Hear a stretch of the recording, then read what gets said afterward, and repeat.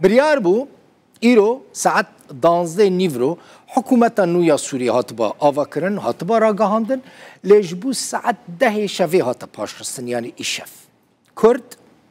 هم دنوا حکومت دا جهناگرن هم جی بشداری مراسم آوا کرن حکومت نابن یعنی نه انا کسی نه پیاده و نه جی پارتیین دن بشدار نابن و حکومت بویکوت کرنه